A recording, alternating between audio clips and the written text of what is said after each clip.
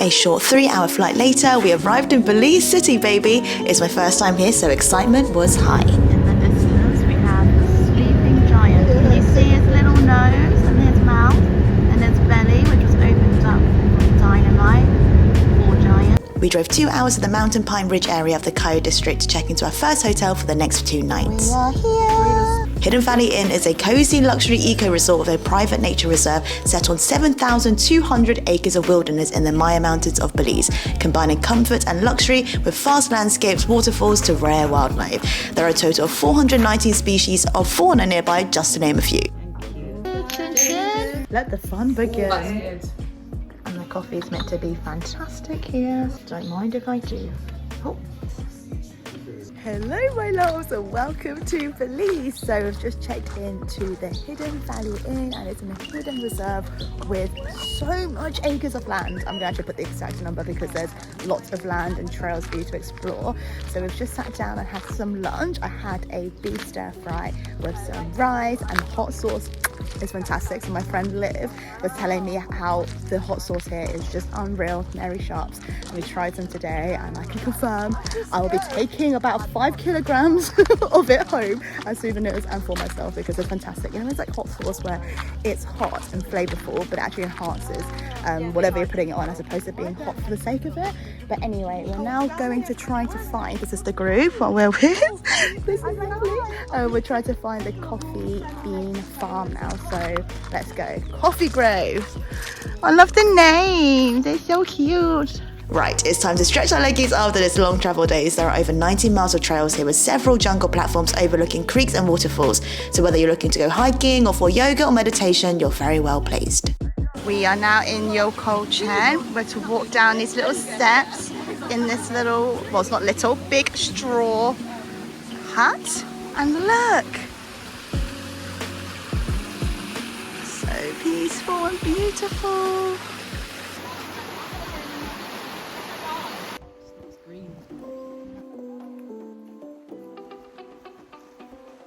Update, we've just got back from our trail, changed into our swimwear and we're enjoying the pool and the jacuzzi. I don't want to film the other girls, we're now going to go inside and try the rum cocktail, why not?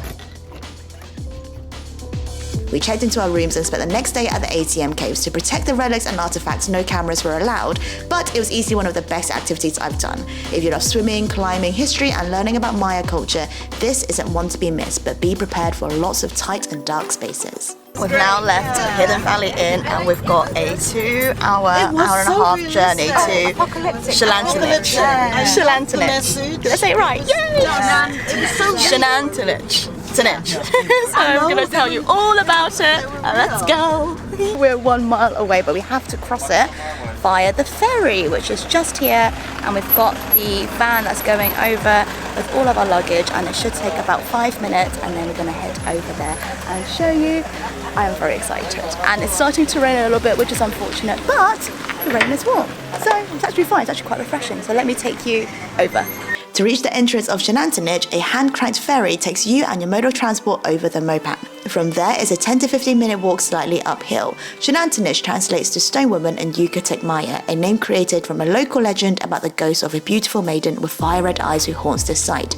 It's believed the first settlers arrived here between 600 BC and 300 BC, but the archaeological site we see today is thought to have been constructed around 650 to 700 AD. The core area to visit here is around 300 square meters, but the main temple is the 130 feet tall man-made castle Es Castillo, the second biggest in Belize. There are steps leading you up to the top, and I suggest allow yourself around 1 to 1.5 hours to properly enjoy, relax and stroll around it all. You are free to roam around by yourself, but I'd recommend paying a little extra to have a local tour guide to provide additional historical context and understanding about Maya archaeology, rituals and practices. We are now right at the tippy top and it is 130 feet high. Not sure on the amount of steps, but it's always going to be usually an odd number because Mayans believe that odd numbers are lucky. So 7 is the most luckiest, 3 and 9. There's a lot of steps and the payoff from the view is so worth it, even if you get a little bit sweaty. But you know, it's worth it. Look at that. Stunning. Okay, now for going all the way back down. They started to use their own people to build. That is later. That is not in the beginning. Just passing the ball court here, Marvin, our guide, was telling us about the different games and the reasons why they would play the games. So the board itself is made from the sap of a tree. It's kind of like a rubbery texture, and there's 3 kind of different reasons why they would play the games. Number 1 is to settle a dispute between Mayas.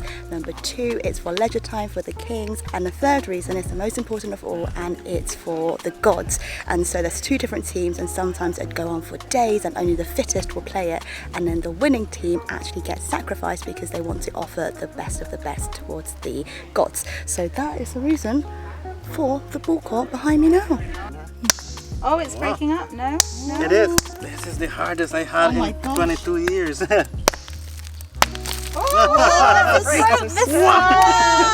No, oh my gosh! There we go. Yeah. It doesn't look like it's something that you can eat, but if you're starving, it's like the inside of a coconut. It's edible. It's delicious. I now have a little cedar nut, and it smells very pungent, like onion and garlic. So I'm holding it like this to ward off any potential mosquitoes, but it smells delicious. Like, it's actually making me very hungry. Smelling it.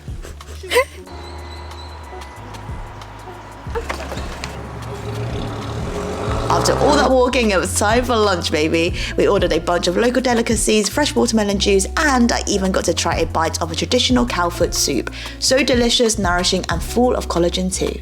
My lunch has arrived, and I'm trying rice and beans, one of the most famous and popular local dishes, and this one's with fried plantain, potato salad, and also a choice of chicken, pork and beef, and they very kindly let me choose chicken and beef. So I'm excited to tuck in. It's so delicious, and it's such a great combination of flavours and different tastes and textures, and I love the flavour of the meat with very sharp hot sauce. I'm loving life right now, and a fresh watermelon juice. With a full tummy of food, it was time to check in for a local TropicAir flight over to our next destination. But first, a quick visit to the park. Just before we head over to the tiny teeny plane, we're now at Seashore Park, and here is such a great little area. We've got little ones because they've got a little park here, the colourful sign of Belize, and you can see the water and the palm trees, and it's so colourful and beautiful and peaceful. So it's a lovely little place to go to if you're just waiting to check in and you've got an hour or 2 to spare. The scenic flight itself took less than 20 minutes, and I highly recommend sitting by the window to be able to fully absorb the view. After checking into our centrally located hotel, Barefoot Key Caulker, we dumped our suitcases and ran out to catch the peak of the sunset by the waterfront. I mean, look at this view. So we have now arrived at Caye Caulker, which is a tiny little island where you can only travel via golf cart. And I'm now at the Split, which is such a fantastic place to come and see the sunset. As you can tell right behind me, we're currently at the Lazy Lizard Bar for some drinks. So let me show you around, and then we're gonna go for dinner and spend the next 3 nights here. So I can't wait to show you, it's so pretty. I love it so much. We sipped on frozen margaritas, said cheers to the second part of the trip, and sat back to watch the boats bobbing by us before enjoying a delicious meal of freshly caught red snapper tacos and drinks at the hotel restaurant.